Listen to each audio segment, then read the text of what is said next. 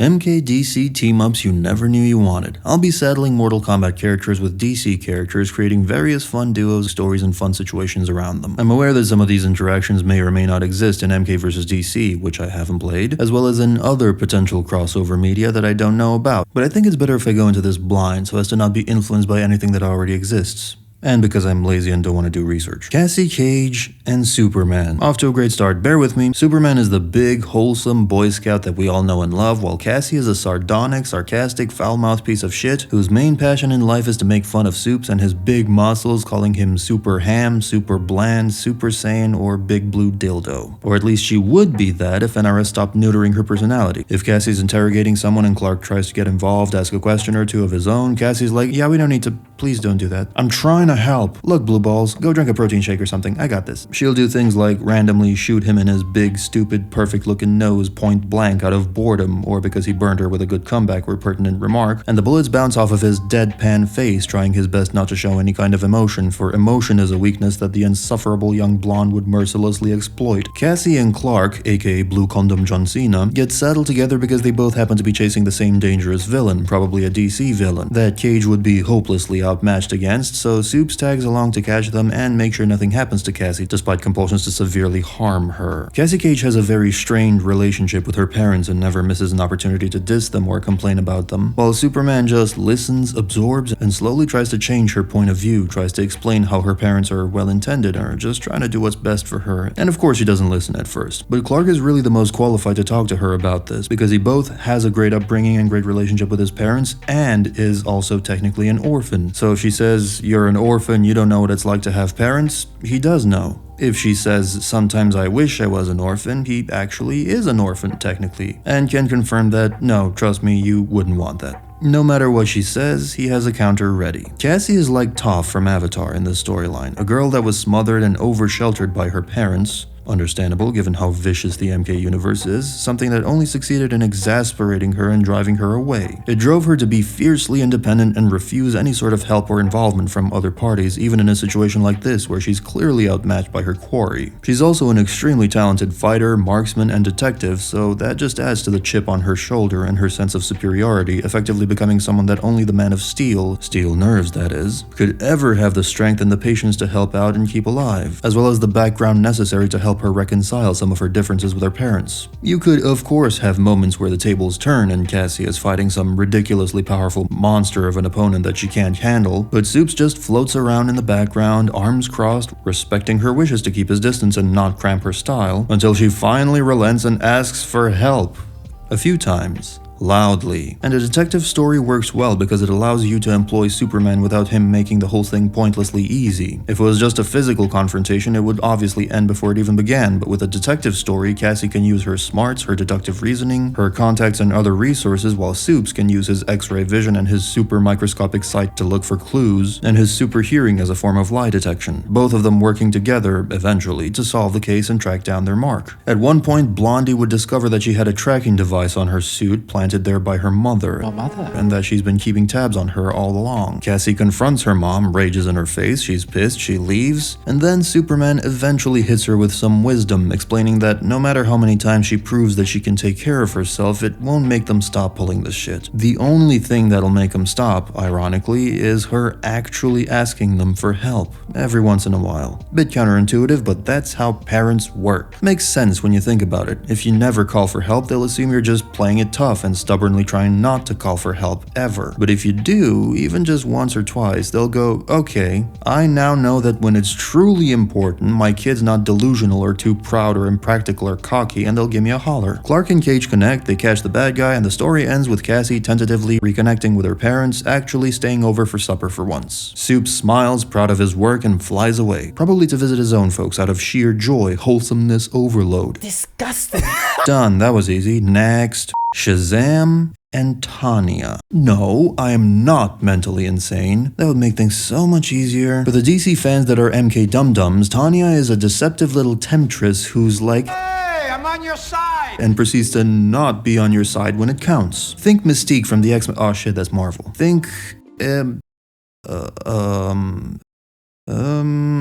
Yeah, you guys stiff as fuck. Talia al Ghul. She seduced Batman, had ulterior motives, worked for evil, was never really to be trusted ever again. And for the MK fans who are DC dum-dums, Shazam is a carbon copy of Superman with one redeeming factor. He's just a kid. Underneath the sophisticated, magical, unbranded, made-in-China Superman cosplay outfit, he's just a pubescent little shit. If you get too close, you can smell the zits. He transforms into an uber-powered juggernaut when he says the word Shazam, but he remains a 14-year-old radioactive hormone Chernobyl underneath, a Hornoble. Why is this funny? Because Tanya, the dastardly damsel, the wily whammon, the titty temptress, fancies herself as one of the biggest deceivers in the series, yet she has no idea that the hulking mass of muscles, manliness, and masculinity before her is just a dorky TikTok streamer underneath. He's just a boy. You're just a boy. And so, technically speaking, the biggest deceiver in the hood gets out-deceived by a kid. And of course, for the duration of their arc together, she'd constantly be trying to seduce him and make all sorts of innuendos and play it coy, and he'd be like, some of her innuendos go over his head, obviously, and others are flat out shut down. Is he gay? Is he playing it cool? Is he not interested in her? I mean, all men are the same, aren't they? She couldn't quite put her finger on it, but something was off about this man.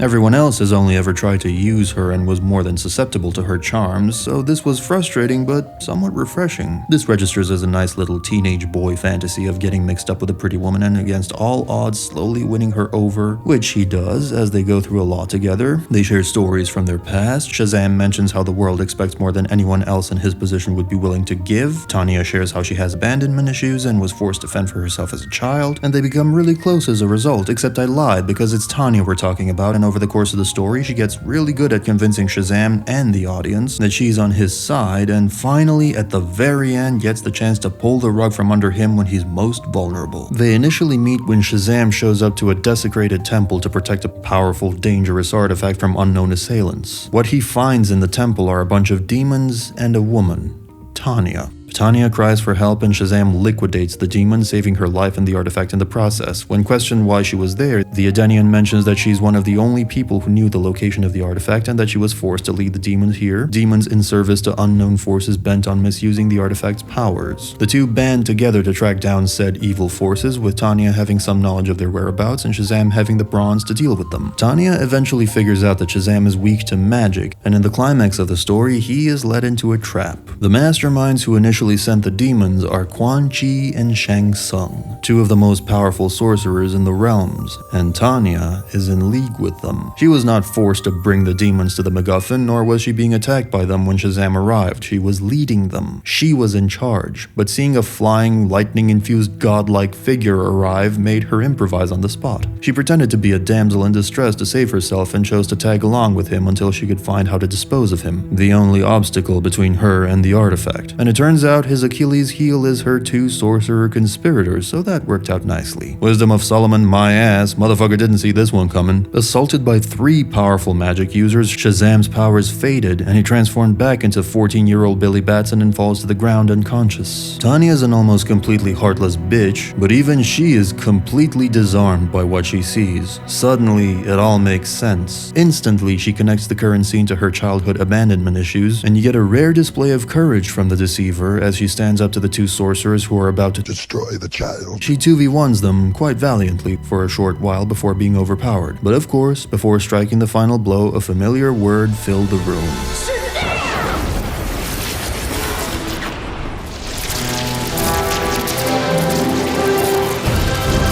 Okay, fuckface, round 2. With Tanya at his side this time, Shazam defeats the sorcerers and yet more wholesomeness overload. Shazam reveals that he knew from the start what was going on, but chose to go on this whole adventure of self-discovery with Tanya in an attempt to redeem her away from wickedness. Usually, the man is older, the woman is younger. The man is complicated, and the woman is innocent and naive. Here you get a nice little reversal where he's a fucking embryo, and she's thousands of years old. He's an innocent child, and she's an almost completely beyond redemption, morally bankrupt deviant. You'd think these two are from completely different universes, and well, they are, and that she cannot be redeemed, he cannot possibly understand her, and yet, if you make the story with a deft enough touch, it becomes a testament to how 2 people can understand and help one another no matter how different they may be. And then go to jail for statutory rape.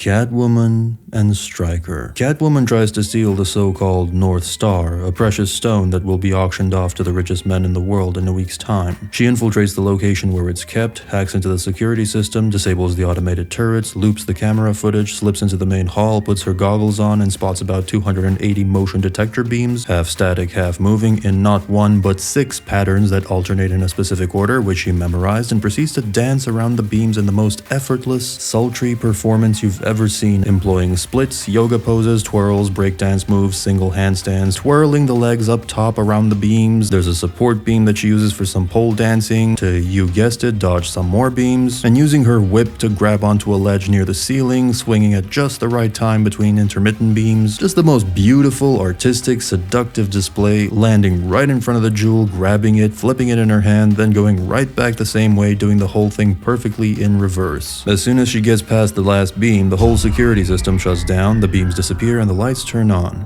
Gotta say, I was expecting you to fail on the way back, since I changed the pattern of the beams on the fly. Yes, you really do have a cat's reflexes. That, or you practiced every possible sequence of patterns. And you are? Stryker. Major Curtis Stryker. Yeah, it doesn't have the same ring as James Bond, but looks like I still caught me a Bond girl. And Catwoman's like, don't push your luck. As much as I like a man in a uniform, I'm afraid I'll have to leave you high and dry, Major Stryker, as she started sharpening her claws. I'm not here to lock you up. In fact, I got a job for you, Stryker said, while casually reactivating the turrets via remote control, all of them pointed at Catwoman. And I assume bad things will happen to me if I say no? Catwoman asks. Oh no, this is totally voluntary. If you're out, I won't give you any of the deets. This conversation never happened, and you can go back to getting caught over a stupid bauble that's not even the real thing. It is the real thing. I do my research. It is not. It's a fake I planted myself about 2 hours ago. So you can have it. Got that off a Chinese gift shop for $2.99. My gift to you. Catwoman is visibly annoyed, but quickly defaults back to her easygoing, nonchalant self. She turns to leave and says she's not interested in Stryker's little cops and robbers game.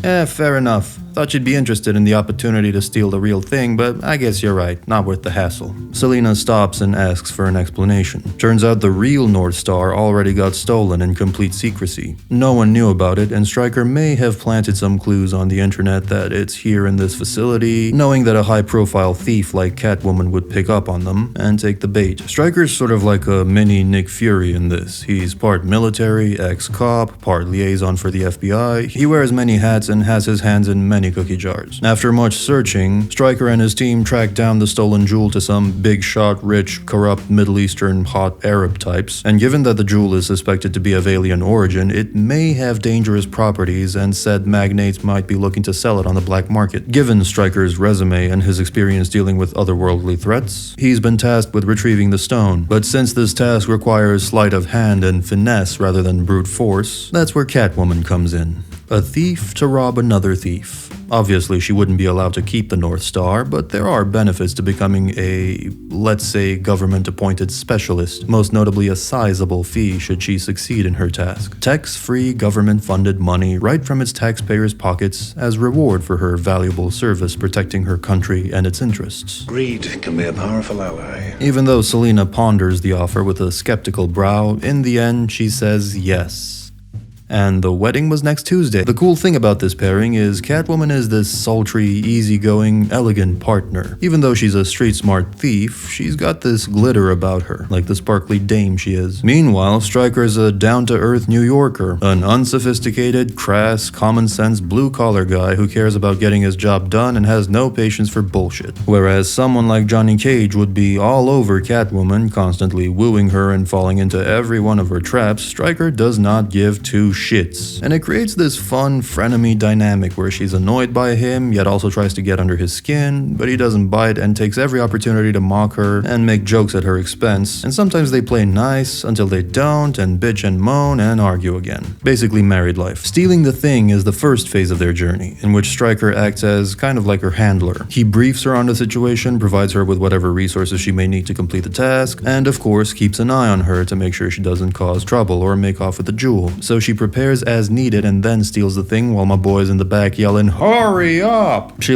inventories everything she needs and takes too much time to browse for tools and set up the heist, and the execution is graceful and flawless, but needlessly artsy and cocky, and it annoys Stryker to no end. Literally waiting for your girlfriend at the mall to check out 42 pairs of panties. His snark is legendary, but he's got her back when it counts, assisting her in a clutch moment near the end, when she gets isolated just a couple rooms away from the exit with guards about to arrive, with Stryker back at the command center, unable to do anything, and he's also gone radio silent. But it turns out he wasn't back at home base, as he busts in last second and manhandles the guards, cracks ribs, tases balls, and elbows eyes in their sockets, reminding Catwoman of another belligerent frenemy she sometimes crosses paths with, and they make a run for it. But things get complicated because the two get ambushed soon after, their communications jammed, and now they're on the run from a very powerful mafia that wants the jewel back. They put on disguises, hide in plain sight, Catwoman constantly tries to re-steal the thing she stole and bail on Stryker, but he's always just barely one step ahead of that, and the plot thickens because Stryker eventually uncovers who the precious stone was supposed to be sold to, and it's some high-ranking official who's been hiding his ties with the underworld, so they have to investigate further. There's a scene where Stryker has to play a role and distract the target long enough for Catwoman to sneak around behind the scenes, hack a specific computer, and download sensitive info on the guy. Stryker lacks the skills, tech savviness, the stealth, the slim figure, gymnastics, or ability to stick to the ceiling necessary in order to slip through where he needs to go and do the thing, so he has to be the distraction. This is not Stryker's wheelhouse, and he gets this Ocean's 11 worthy instruction from Selina that just stresses him out even more. Don't slouch, don't look anywhere other than in his eyes, but not long enough for him to think you're trying to intimidate him or gay. Be confident but not arrogant. If he asks you something you don't know the answer to, just say, "As a matter of fact, this reminds me," and follow it up with something completely unrelated. Old politician trick, works every time. Shake his hand only as hard as he shakes yours. It's not a competition. You have to let him feel in charge, but also that he's not fraternizing with someone that's beneath him. You have to be competent but forgettable, credible but not exceptional, and no, stop it. Don't you clench your fist. I can see it from here. Relax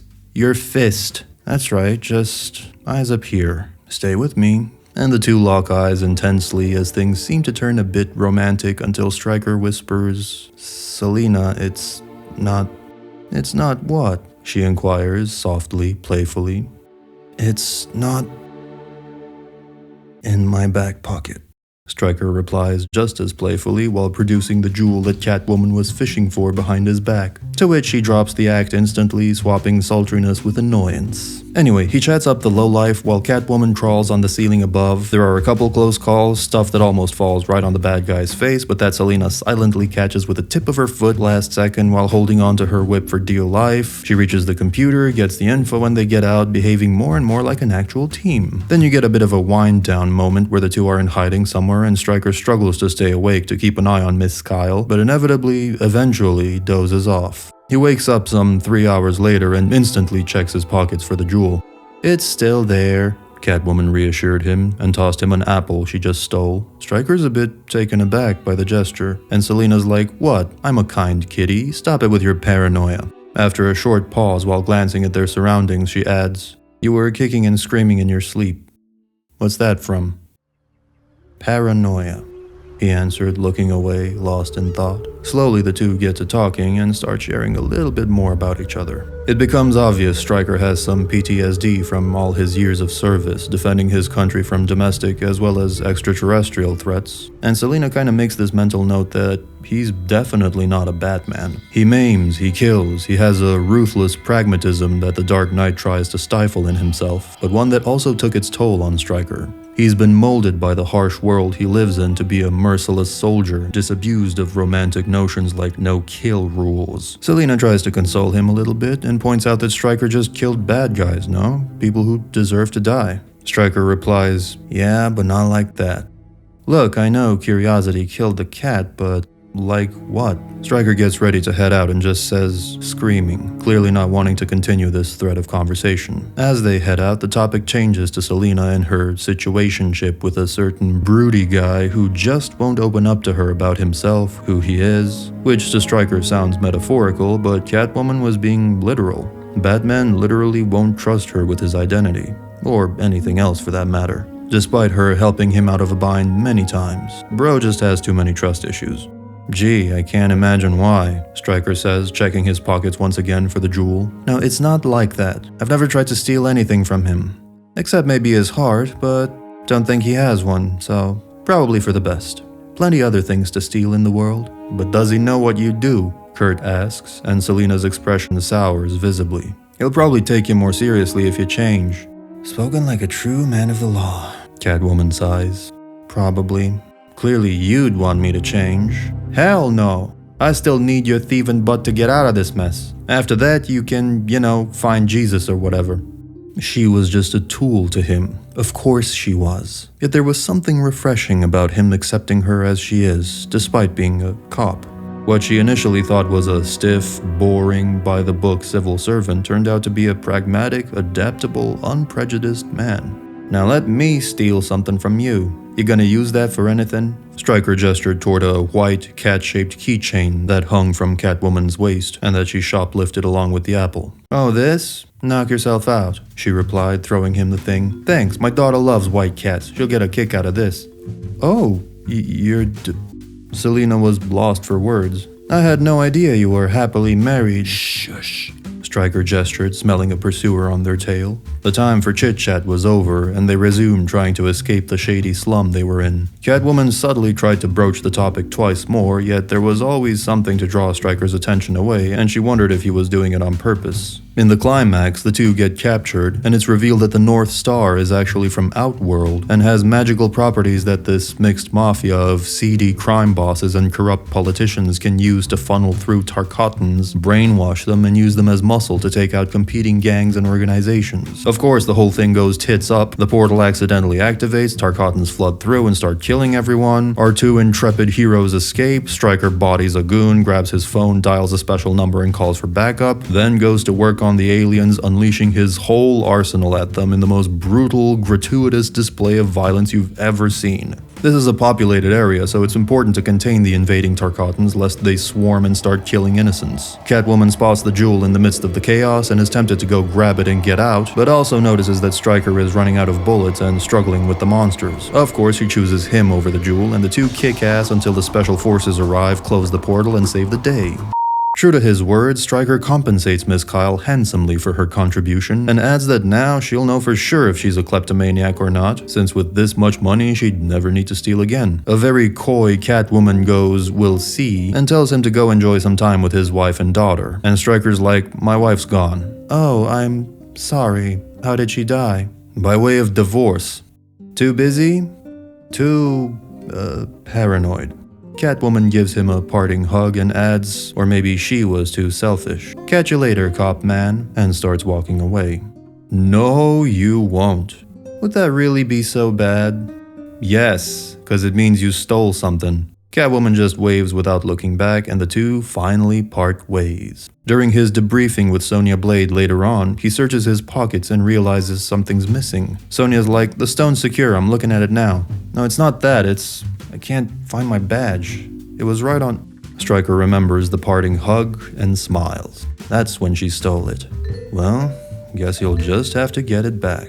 Cut to Catwoman flipping the badge in one hand and holding the North Star in the other, implying that what the Special Forces now hold is the cheap gift shop fake that Stryker gave her at the beginning of the story, but it's left ambiguous. End scene, end story. About time. Who's next? Kitana and Batman. This Kitana has been betrayed and ousted from both Outworld and Edenia. She's ready to snap, she's on a warpath, on her way to reclaiming her throne, ready to screw over everyone who gets in her way, and threatens the realms with a great reckoning once she's on top. The upbringing that his surrogate father Shao Kahn gave her, that ruthless conqueror mentality, even though she hates it, it starts to bubble to the surface. No longer trusting of anyone, not even her Earthrealm allies, she resolves to track down the people responsible for ousting her and destroying them all with impunity. Kitana and Batman encounter each other because they both happen to be chasing the same criminal organization for different reasons. They're wary but aware of each other's reputations, as both of them are the type to do their research. Before they can assess one another further, they get ambushed by goons and a skirmish breaks out. Kitana blocks bullets with her metal fans easily. Batman darts through his enemies like a shadow, unleashing his mixed martial arts and his his arsenal of gadgets on them. They both move like the trained assassins that they both technically are, but both chose to not become. With just one goon left standing, Batman intercepts a fan toss from the princess with a batarang before it hits the henchman and knocks him out instead, prompting Kitana to snap at him and his stupid no-kill rule, with Batman calmly retorting that it's not clear that person was an enemy. Oh, not clear, is it? So he was just shooting at us for fun.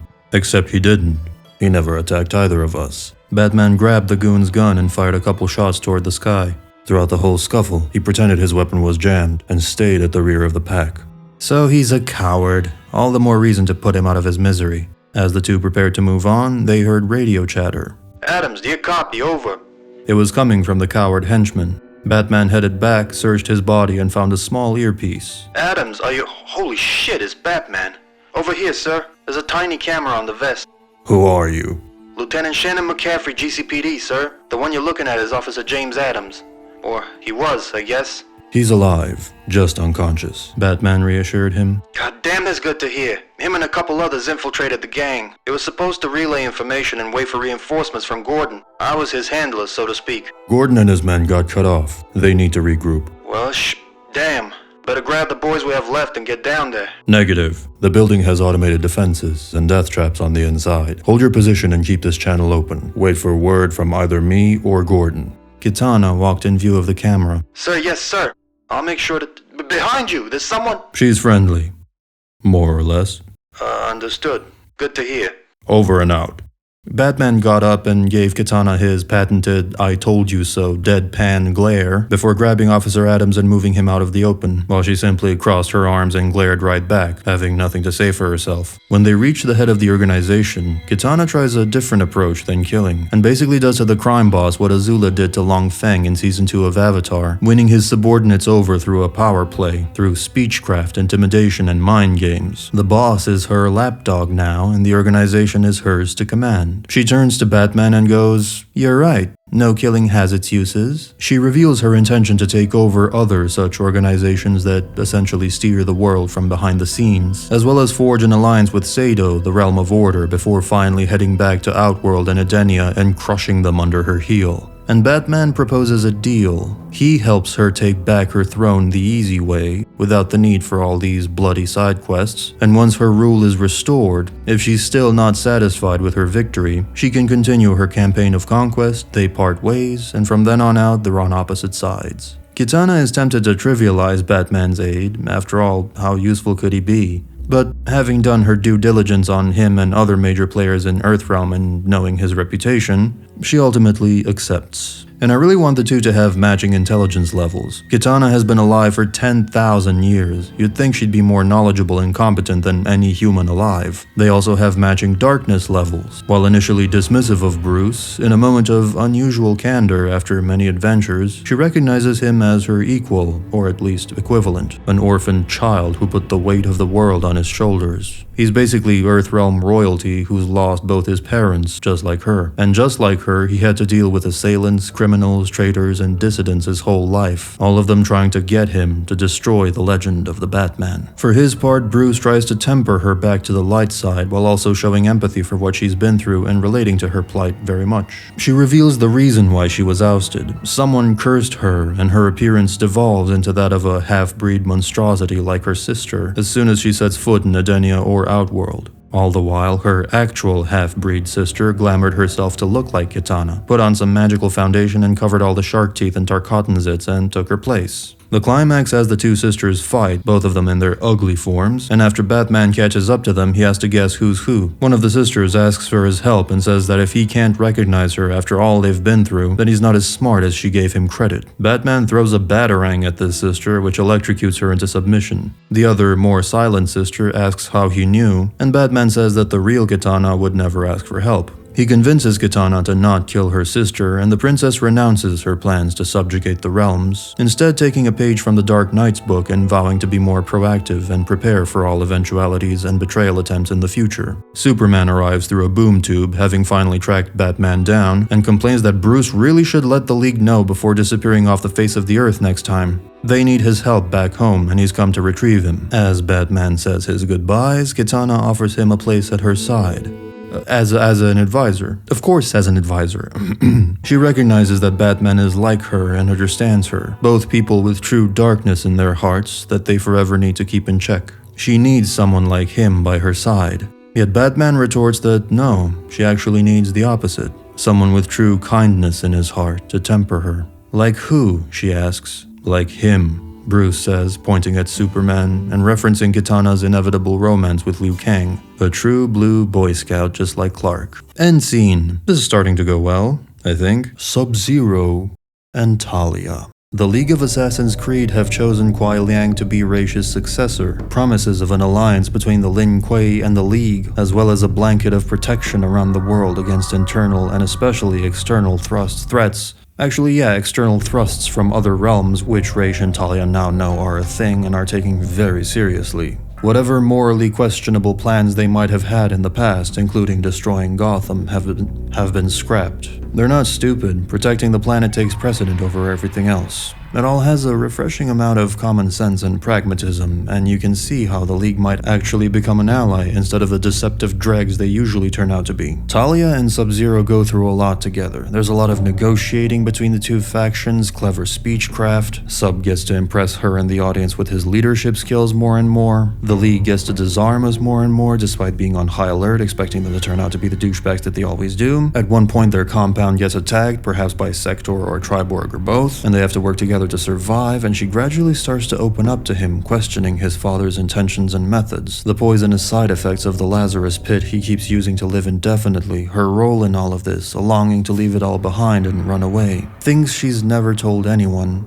Yet of course, Sub remains as cold as ice, solely focused on Earthrealm's protection, which hurts her a little bit. Of course, what was she thinking, bringing emotions into this? At various points, Sub-Zero communicates with other Lin Kuei agents, as well as other contacts and allies outside of it, like Special Forces operatives, Sonya, Jax, Johnny Cage. And eventually they're all like, fucking do the deal, you're gonna kill the whole thing as you've done in the past with your indecision. And there was that time with Frost, you remember, when she got out of hand and you did nothing, and the Splinter faction within the Lin Kuei and everything, and just fucking Johnny Cage especially is like, hey, pretty girl, rich dad, and mystical ninjas protecting Earth, you hit the jackpot, man. Then there's this scene where it's just Talia and Sub, and Talia starts talking about her father and her family in general, fearing for the future and how she might eventually have to turn on him, should his influence grow more and more corrupt, and compares that to Sub-Zero turning against his old Lin Kuei Grandmasters when he took over the sect, admiring him for making the hard choice and looking to him as a guide and inspiration for this eventual trial that she might have to face.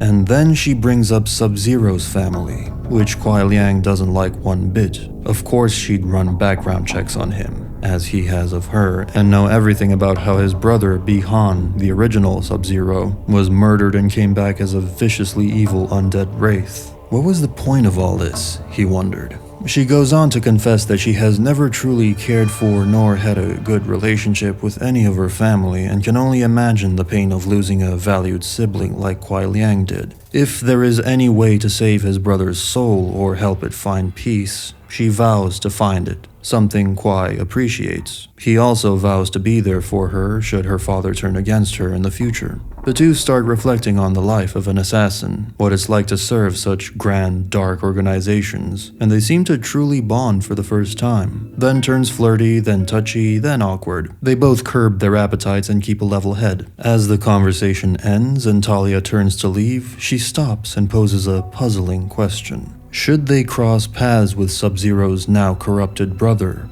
And should that brother pose a threat to both of the organizations they serve? Would Kuai Liang make the necessary choice to defend them, or would he become a liability? Something to think about. Throughout the story, Sub-Zero is periodically tested in various ways to ascertain whether he's fit to inherit the League of Assassins and become its leader. No matter how much she may dislike them, Kuai Liang sees the utility in taking the reins of the organization and molding it into a force for good. The climax of the story sees Sub-Zero undertaking his final test. He is brought to a dark, grand chamber deep within the League's hideout, and they unveil the freak. Scorpion, another undead warrior who suffered a similar fate to Sub-Zero's brother, was in the center of the catacomb. kneeling and bound by chains. Underneath him was a large, glowing pentagram, as well as other intricate symbols. The room was full of the League's assassins, some of them with their swords at the ready, others holding the Spectre's chains, and others still with their bare hands at the ready and glowing symbols on their arms. Sorcerers, ready to act at a moment's notice and probably holding the defeated warrior in place with their magic. Talia starts recounting Scorpion and Sub-Zero's shared history, a rival ninja who, in the past, tried to murder Kuai Liang and the Lin Kuei as a whole, who murdered his brother, and yet with whom Kuai has consorted on many occasions. Whatever aid he may have provided since does not erase his past, nor does it account for him becoming a potential danger in the future. A volatile, immortal killer and loose cannon who answers to no one and cannot be killed conventionally. His continued existence presents too great a risk to the League, to the Lin Kuei, to innocent bystanders who may get caught in his crossfires, and to you, Grand Master. Allowing him to linger on is, in itself, an act of evil. This is your final test. Scorpion, formerly known as Hanzo Hasashi, will be banished from the realm of the living forever. You needn't do anything. All you must do is not interfere. If you truly care about justice and the greater good, you will allow this execution despite your personal sentiments. And once it is done, our houses can at last join together, as can you and I. It all comes down to this. What even is the right thing to do here? By rights, Scorpion should be dead. His vengeance is sated, his long-lost family won't be coming back. He himself is probably ready to end this torturous undeath. He is a purposeless ghost of a long-dead clan. And yet, none of that stopped Sub-Zero from feeling this twisting sensation in his stomach, or from clenching his fist. This isn't their choice to make. All that talk about saving his brother, and yet here they were, threatening the spitting image of that brother. Turns out she was more cold-hearted than he ever could be. All that time spent together, her opening up to him, the vulnerabilities, the promises of kindness and mercy, all were tests. Manipulations meant to gauge Kuai Liang's suitability as the League's new figurehead, its new puppet. A lesser man might be outraged, but the cold, calculated Sub-Zero pulled a Batman. Having considered this potential outcome, he dispatched Lin Kuei agents to abduct and replace various League of Assassin members and wear their colors. From the very beginning, the Lin Kuei had infiltrated the Order and got to work uncovering all its secrets and dealings. Its members were studied, their identities copied and replicated to a T. The head of the demon himself could not tell the imposters from the original. Without so much as a nod, those sleeper agents all acted in unison, turning their weapons at the League's genuine assassins, and turning the whole scene into a massive Mexican standoff. Are you so cold-blooded that you would spare your brother's killer? Yes, I am. Enraged, Talia orders her troops to attack. About a dozen kunai and shuriken are launched and pierce through the Grand Master. Or so it seemed for a split second, as he was actually swapped for an ice clone that took all the hits and exploded into dozens of ice spikes that flew along with the kunai and shuriken back to the attackers. The real Sub-Zero had jumped high above a half second ago, leaving the clone behind. The cavern erupts into combat. A shadowy battle where everyone was dressed in the same colors, yet half the assassins were imposters. It was total chaos. No one knew who's who. One of the warriors holding Scorpion's chains turned and struck one of the sorcerers. Another recognized his comrade's Lin Kuei weapon and turned to strike the attacker beside him. Absolute mayhem. Talia and Sub-Zero duel each other. Another one of the sorcerers falls, only one remains. The ground beneath Scorpion starts to erupt in hellfire. His powers are returning, but he is not quite free yet. Despite her skills, Talia is no match for the Cryomancer. But reinforcements arrive in the form of her father, Ra's al Ghul himself. Together, they quickly overpower Sub-Zero. One of his Lin Kuei warriors notices this. Heavily wounded and fighting off two enemies at the same time, he glances at the Grand Master and sees the two ghouls readying a killing blow. Making a split-second decision, he throws his sword, his only remaining weapon, into the last sorcerer standing, killing him, but also dying to his assailants in the process. Ra's al Ghul moves to finish off a battered Sub-Zero, yet his sword hand gets immobilized last second by a chain. Scorpion, now free, had grabbed one of the chains previously holding him and whipped it around Raish's wrist, stopping his attack. Get over here! Scorpion pulls the head of the demon to him, and the two engage in a brutal fight. With a Cryomancer and now a Spectre on their side, the Lin Kuei start turning the tide of the battle. Raish and his daughter are no match for their respective opponents and ultimately choose to retreat. The League of Assassins is crippled. The day is won. Yet Sub-Zero bemoans what a tragic waste this turned out to be, for their two clans could truly have become a powerful ally of Earthrealm. He cannot help but wonder how much of what Talia shared with him was genuine. Now, he would never know. Nor would he know if his decision was ultimately the right one, but he would own it, as a true leader should.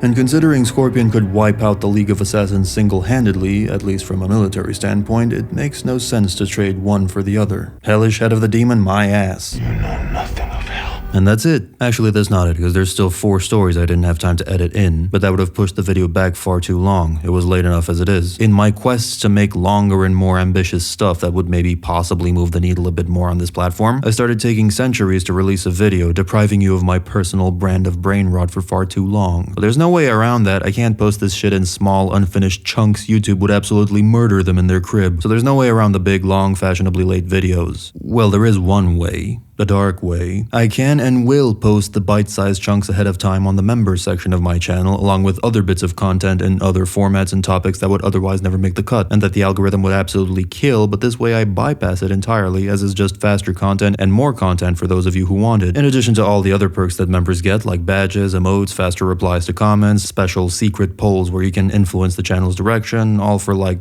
the price of gum. There's also member shoutouts for the very dedicated. With this video, for instance, I could have posted each individual story on the members section as soon as I finished it, making for a steadier stream of content like the singles to an album, and if I make a part 2, that's definitely what I'll do. I'll split other long videos in a similar way. More and more features and perks will be added over time, like outtakes, bloopers, canned videos that never made it on the channel, script excerpts from upcoming videos, autistic notes I made for older scripts, questions from members that I answer in short video form. The sky's the limit. More importantly, it keeps me accountable and stops me from disappearing into the void for days on end, and kills my ability to say that other things take priority. The more members count on me, the more this channel becomes a priority as a whole, both in the members and non-members sections. So like and share this video if you want more of this stuff. Consider growing up to be big and strong and supportive, just like Stain, Trigon, Surhi, and Longthorn. And last but not least, for all the support and interest you've already shown, thank you to all of you.